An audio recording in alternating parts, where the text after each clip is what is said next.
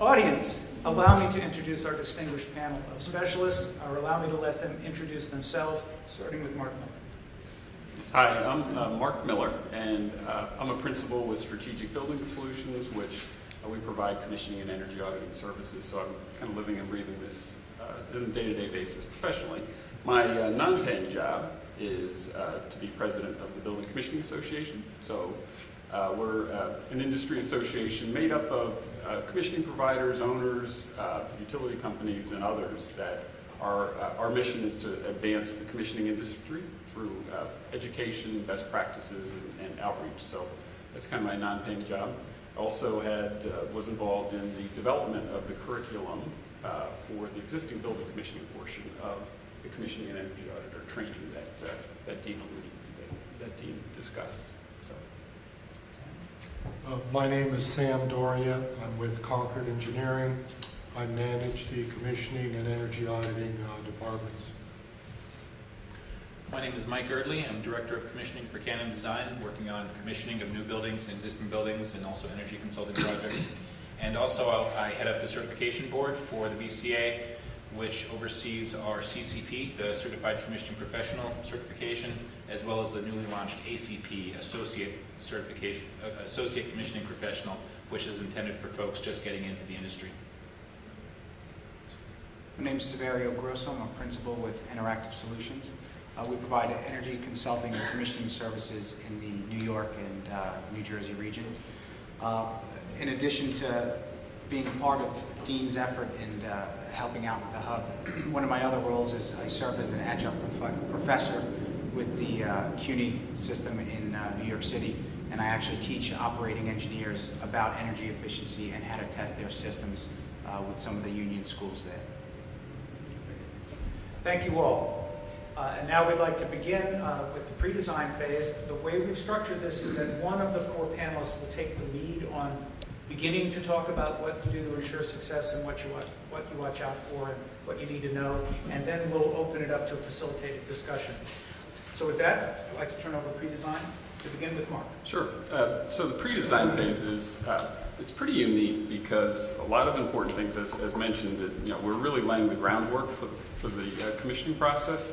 A lot of important work needs to happen pre-design, and frequently many of us on the panel and others are, as a commissioning authority, are not actually kind of engaged and involved in that. So we've got a little bit of a challenge where a lot of important things need to happen and we may not be at the table. So it's a little bit of a challenge.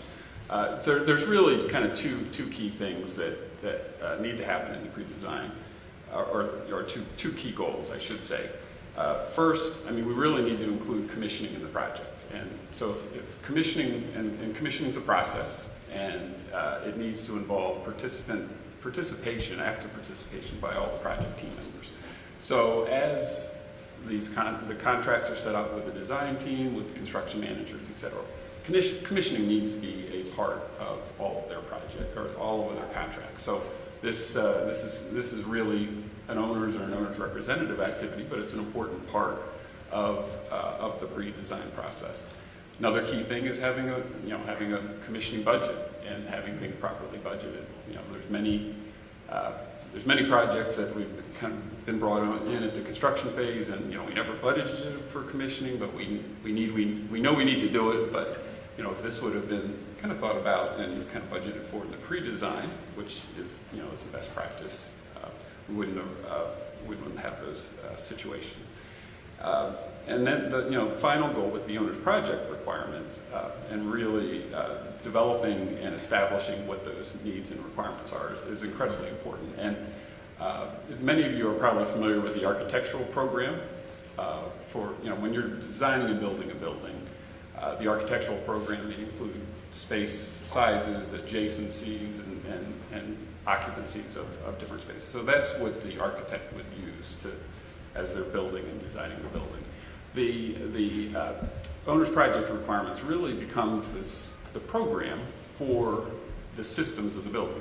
So the HVAC systems, the electrical, mechanical systems. So it's really important to identify and document what the requirements are, what the expectations are of the owner, of the operations and maintenance staff, of the users, and get it written down and documented in a way that's usable by the project team. And ideally, you're doing this during the pre-design, because if you don't want to start designing systems without really having a clear end goal in mind. You don't go off on a road trip without knowing where your destination is. So ultimately, that's really the intent of the owner's project requirements. This owner's project requirements should be, specific and measurable and verifiable, so that when, once things are installed and tested, that we can actually have a verifiable requirement that we're able to kind of watch and measure throughout the project. Just to add a little to what Mark said, I think that the key point with the OPR document is, as Mark mentioned, it's something that will be used throughout the project.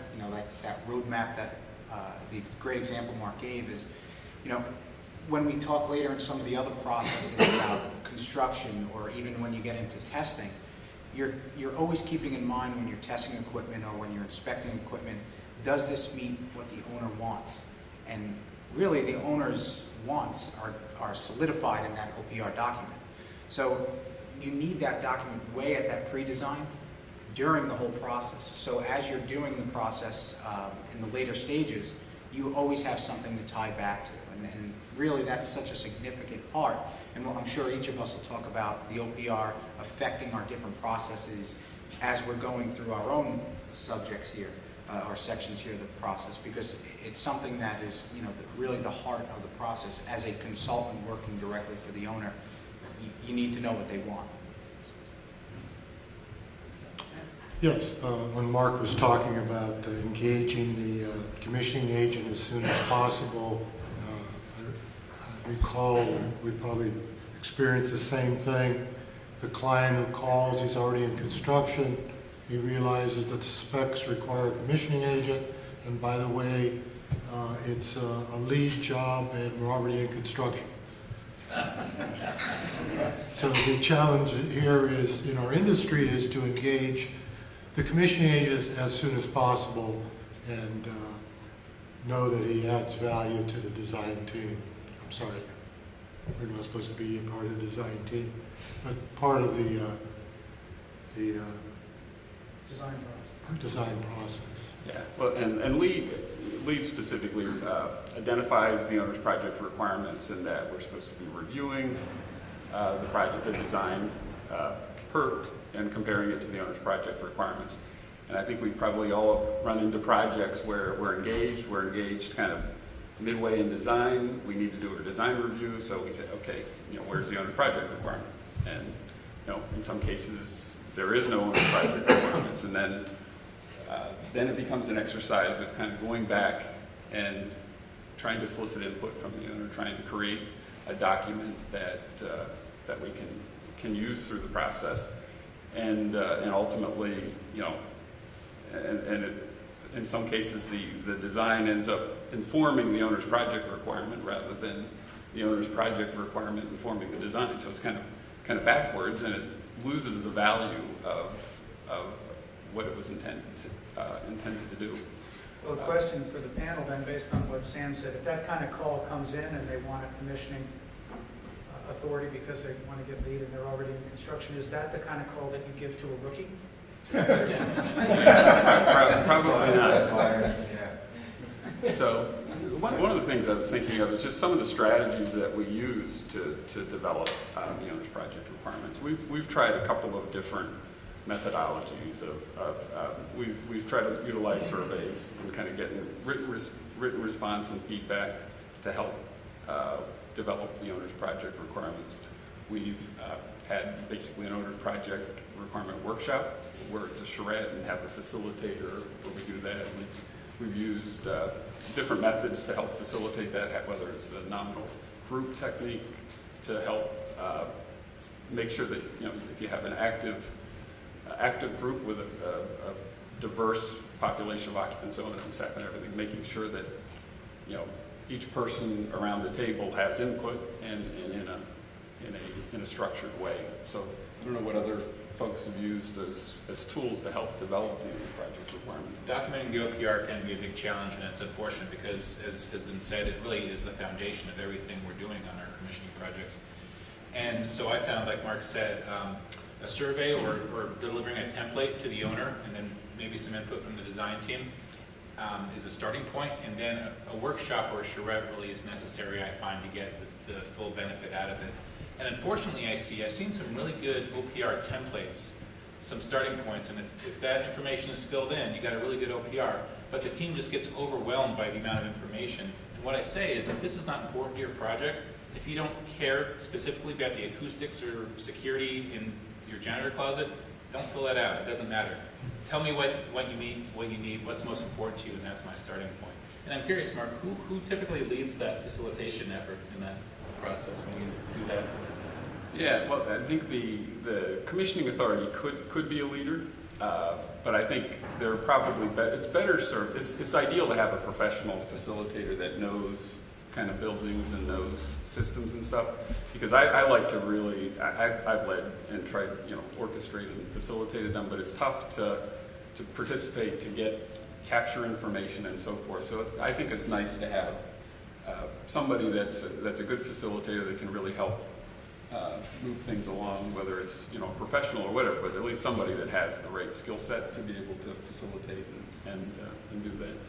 I had a question about how do you get to the table to begin with in pre-design? Are you brought in? Do you bring yourself in? I mean, I'm sure it's a mix of efforts, but how do you get into the process of being at the table during pre-design to develop the OPR? Question number one. And question number two, how do you get paid for that? And question number three, does your being paid for that then lead to the scope that gets paid for in another phase, or is it all part of one large contract? So sort of three nested questions, but the main one is it's from a rookie's perspective. Just consider me an old rookie. If I go with one of you guys, how do we get in the door? Are we knocking on the door, or is somebody calling us to come in? Ultimately, you have to be invited by the owner, and it's generally up to the commissioning professional to knock on that door to find out what can they suggest at that point, because the owner might not know he needs that. And we're trying to demonstrate the value of those things by the things we're talking about today. And I think one of the other key aspects too is that depending on where the ownership is in their phase also determines how much involvement we might be required right off the onset.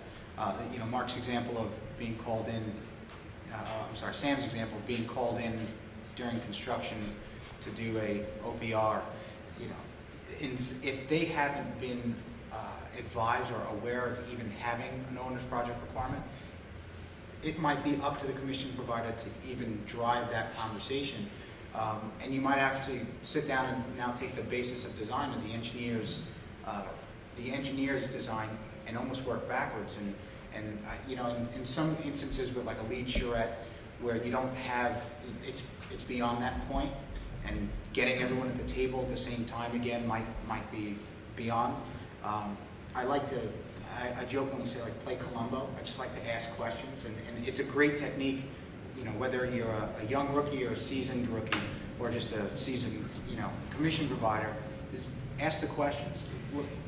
Take the design and say, well, how come you're doing this? Oh, well, we're doing this because this portion of the facility is going to be a lab or a vivarium or an operating room or a cafeteria for our students, right? Well, they just told you the reason why they designed was to meet some sort of a desire or requirement that the owner had laid forth. So the owner might not say, listen, I don't have time to sit here and tell you every space that I need, but the design will tell you why it was done that way. And if you ask the questions, that it could at least prompt the discussion, and then, depending on the level of involvement the commission provider has based on, an agreed upon service contract or whatever the case may be, that's really how you build, well, what's our next scope of work? Is it so far beyond the OPR on basis of, in other words, are they putting in ductwork that I can't recommend them change this air handler to something else? Well then, an OPR is only going to show the failures or the disconnect between the basis of design and the OPR. So you might not do a 50-page robust one showing all the errors. You might do something a little bit more streamlined just to show the basics of the building. But if it's, construction hasn't broken ground yet, or they're still out to bid waiting on contractors, and there's still opportunities, then you can carefully craft the OPR to ensure that the owner's requirements do get met. One of the worst scenarios as far as horror stories I saw was a facility was constructed and a specific area was constructed after going through the process. They decided, oh, we need to commission it, and the commissioning agent was brought in. Everything worked as per design, and then when the actual occupants moved in, it was for an operating room, and their big requirement was, we need the temperature to be able to fluctuate plus or minus 5 degrees within 2 minutes, depending on the particular operation that we have coming in, or the surgery.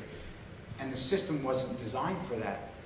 And there was a disconnect 2 years prior in the design phase, and now they're turning around and saying, oh, well, the system, or the system you built doesn't match what we need. But the owner said, well, just build an OR. The owner never went into that detail of, well, what do we need it to do?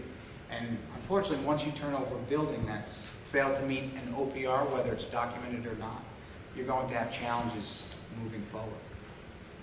If you're knocking on doors of owners to try to make them understand the commissioning process and the value of commissioning, right, of a new facility that they're doing, and let's say you have a relationship with them, from a rookie's perspective, you're really selling not so much you're selling your abilities to do it, but you're also selling the need for it.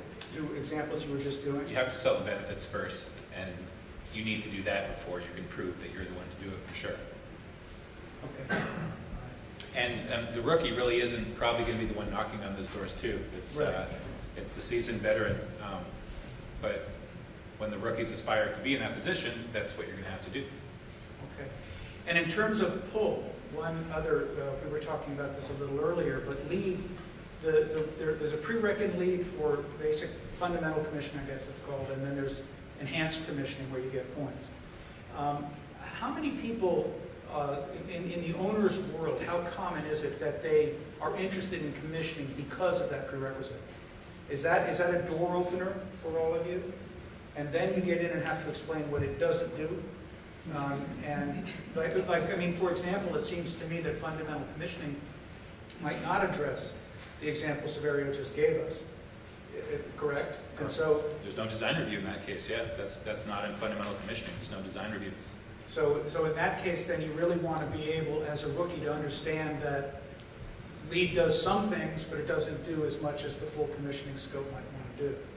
I think LEED can almost present different challenges, because if the owner's only doing commissioning because of LEED, they might not be fully aware of all the true benefits of commissioning, and their expectations versus the deliverables of the commissioning process might not align very well. Whereas if the owner, they want to commission the facility regardless of whether it's LEED or not, they should have a little bit more understanding. So, and it's a delicate situation. I say that because if they're looking for commissioning just to get a prerequisite met, or just to achieve a point for enhanced commissioning, they might not be willing to pay for the full value of all the other tasks of commissioning that might be recommended and really required. And if they're not willing to fund that because they're just looking for the quick way to almost check the box, there could be, at the end of the project, if you didn't drive it in a valuable standpoint, and drive it with value in mind, you could actually turn around in the end and hurt the reputation of commissioning, because they said, well, it was good, we paid for it, we met our prerequisite, or we tested our systems, but it didn't do X, Y, and Z. And the reason it didn't do X, Y, and Z really stems back to a lack of understanding on the owner's part of what the need of commissioning could have been. So I think LEED it's beneficial, but my personal opinion, I'd open it up to my colleagues here, but my personal opinion is, whether it's LEED or not, the value of commissioning still should be explained to the owner, so that they know LEED's requiring you to do this. We personally would recommend you do this in addition, or above and beyond, and for this benefit. Yeah, Just speaking of the value of LEED, just from a commissioning industry perspective, I think that LEED and the sustainable building movement has probably been one of the biggest boons to the commissioning industry, that we've had. I mean, it really has been able to take, I mean, I've been in this industry for a long time, and it was really a niche service that only sophisticated building owners were performing. People that had built a lot of buildings, built complicated buildings, whether it's data centers, labs, or those types of facilities that there was high risk of them not working. So it was a niche service, and having LEED and the sustainable movement really take off and grow as it has. It's really introduced commissioning to to many folks, public schools and others that probably would not be doing commissioning if it's if it wasn't for LEED. So I think it's been very beneficial to the industry. I think there's been a little bit of a distortion between splitting up the prerequisite and the enhanced credit, because doing all the activities that are in the enhanced commissioning credit, I mean, these are all part of the best practice approach to commissioning, and so it really isn't an enhancement. It's doing commissioning properly. But I think LEED's done a great job at introducing a lot of people to the marketplace, getting commissioning adopted and accepted. And I think when these building owners do commissioning for the first time, they see the benefits and value and will incorporate it into the projects. And I don't know, I mean, for us, I mean, we're doing, most of our LEED projects are including the enhanced commissioning credit. It's few that are just the prerequisite. So I don't know about others on the panel, but our experience has been, pretty good adoption of the enhanced commissioning credit. That's been our experience too, because the fee for the enhancement and the valuable 10 to 12 month revisiting the systems, reviewing submittals, the systems manual, all that are valuable to the owner, to the maintenance folks, and the enhanced point is a very small incremental cost to the overall soft cost of these projects, so it makes sense. Okay. Perfect timing. We're going to move on to the next phase.